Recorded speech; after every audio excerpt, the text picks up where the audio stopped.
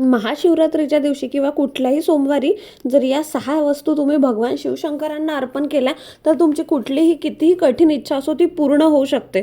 पुराणानुसार काही वस्तू भगवान शिवशंकरांना अतिशय प्रिय आहेत आणि त्या वस्तू जर श्रद्धेने आपण अर्पण केल्या तर त्या वस्तू भगवान शिवशंकरांना श्रद्धेने अर्पण केल्यास भगवान महादेव अतिशय शीघ्र प्रसन्न होतात आणि भक्तांच्या सर्व इच्छा पूर्ण करतात, असा अनुभव आहे.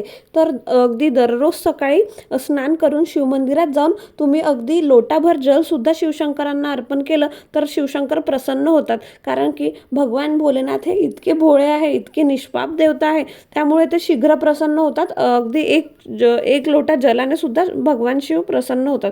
तर आता शिवशंकराच्या पिंडीवर केशर अर्पण केल्याने मनुष्याला सुख शांतीची प्राप्ती होते अशी मान्यता आहे. त्याचबरोबर शिवलिंगावर साखर अर्पण केल्याने मनुष्याला आर्थिक समस्यांचा सामना करावा लागत नाही, गरिबी दूर होण्यास मदत होते. तसेच शिवशंकरांना अत्तर अतिप्रिय आहे. असे मानले जाते की भगवान शिवशंकरांवर अत्तर चढवल्यानंतर आपल्या मनाला शांतता मिळते, मन स्थिर होते. तसंच शिवलिंगावर कच्चं दूध अर्पण केल्याने असं मानलं जातं की व्यक्तीचं आरोग्य चांगलं राहते आणि सगळ्या समस्या, त्यांच्या सर्व इच्छा पूर्ण होऊ लागतात. दही आणि तूपही भगवान शंकरांना अतिप्रिय आहे. दही आणि तूप शिवलिंगावर अर्पण केल्याने व्यक्तीची शक्ती वाढते आणि जीवनात येणाऱ्या संकटांपासून मुक्ती मिळते. त्याचबरोबर शिवलिंगावर चंदन अर्पण केल्याने व्यक्तीला समाजात मान सन्मानाची प्राप्ती होते. त्याचबरोबर शिवलिंगावर बेलपत्र अर्पण केल्याने सगळ्या मनातल्या इच्छा पूर्ण होतात अशी मान्यता आहे.